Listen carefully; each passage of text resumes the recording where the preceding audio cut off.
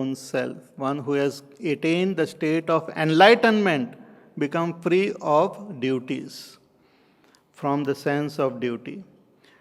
But still they work. Their work then becomes an expression of their love, expression of their compassion, expression of their wisdom. They no longer work, their work doesn't come out of some need, some pressure, some what you call sense of duty, but it is out of love. So who are these people? He says, Yaha tu atmaratihi, one who has recognized the self and one who revels in the self. Self here is not the ego. A lot of people revel in their ego. So they are not the realized people. Self, when we say Atma, Atma is not which is only in this body, but Atma is there all pervading. They have recognized that they are not confined to this body, but they are in everybody. They are in the tiny little ant also. They are in the mountain, they are in the rivers. They are in each and every being. They are in the heavens, they are in the earth. They are in even Narak also, everywhere. So one who revels in that Atma, which previously is indicated as Brahma, that Akshara, that itself is Atma. The very consciousness, not I, not thoughts. See, we are living in the world of thoughts. We have our own personality created by thought. We have a thought created image about ourselves. If suppose somebody tells you to write an article on yourself, all that you write will just nothing but thoughts, words, sentences taken from thesaurus or whatever it is called. Nice word you will choose. I am a very nice, kind, humble person. I am known for my humility. I am always humble. So lot of things, big words and all. What? They are just words. And they have meaning. And those meanings are understood by mind. They are words which are the language of the mind and intellect. And language of mind and intellect is just words having meaning. These words are nothing but sounds, and we have given some meaning to those sounds. See, if some people are speaking some other language, we will not even know we will only hear sound. But they see, some sound comes and they suddenly smile, then they laugh, then they become serious, then they this. But what you hear is only sound. But those sounds are given some meaning. And those meaning is determined by the mind. So, whatever I think about myself is a personality created by thoughts, an image. That self-image created by thoughts is called our ahankar, ego. Ego is self-image. Like on computer you create an avatar, na? Nice fancy dress and all you put to yourself. And then all taking material from the computer only you can change the hairstyle, you can change the dress, you can do this, and you create your own image there. Who is this nice little sweet little person? That is me. But you are such a fat person. No, that is my avatar on the internet. Some people give photograph of heroines and all, or heroes and all. Or they create. So that is just image created by the material from the internet. But you are different from both the material as well as the internet. You are sitting there in front of your computer. You are a different person altogether. Have nothing, no cause and effect with that computer. You may depend on the computer, but no cause and effect. Similarly, this ahankar is like an image created in the computer. This world is like a computer stimulated thing and we have created the image about ourselves. So that is called ahankar. But subtler than this ahankar, even witness of this ahankar is that Atma, and one who revels in that Atma, and who revels, one who has recognized and realized that Atma, he revels in that Atma. And that Atma is free from the sense of doership, so that sense of doership also gets dropped. Only that ahankar, as long as it's there is a sense of doership. So one who revels in his self, yaha tu atmaratihi. Atmatruptaha, one who is satisfied in his self. Truptaha, just as if we eat something of our choice, we feel satisfied.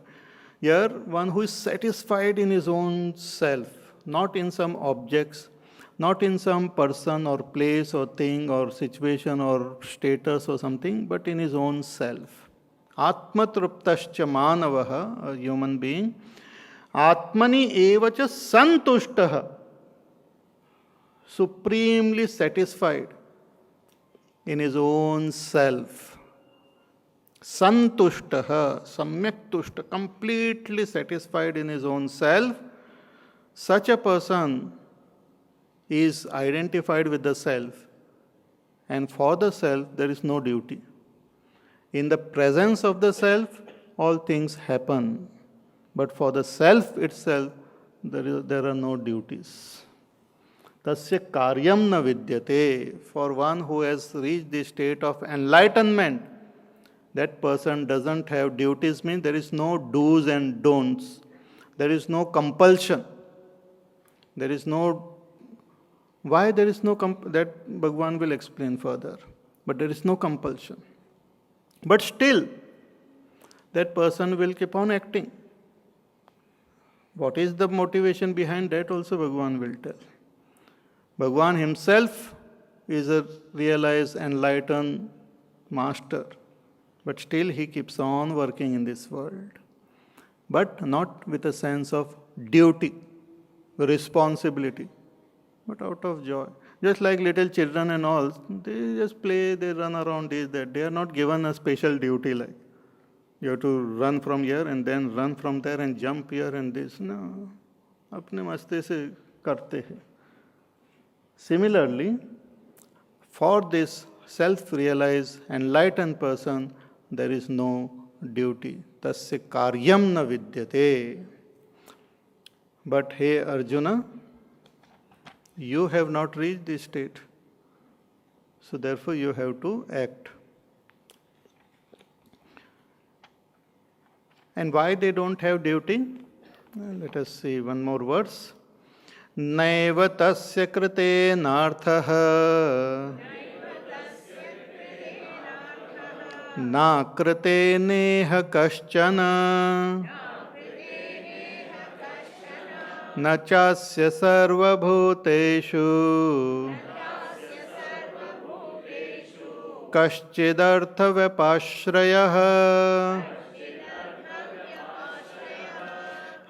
This self-realized, enlightened beings do not have any duties because they don't have anything to achieve by performing action, nor they have anything to lose by not performing action, nor do they depend on any being for their existence, or they don't depend on any object or anything for their existence. So, naiva tasya kritena arthaha, by performing they don't have anything to gain. Na akritena kaschana, and non-performance doesn't lead to any danger or doesn't lead to any calamity for them. Nor do they have any dependence on any other being. Nacha asya sarva bhuteshu kaschid artha vyapashrayah.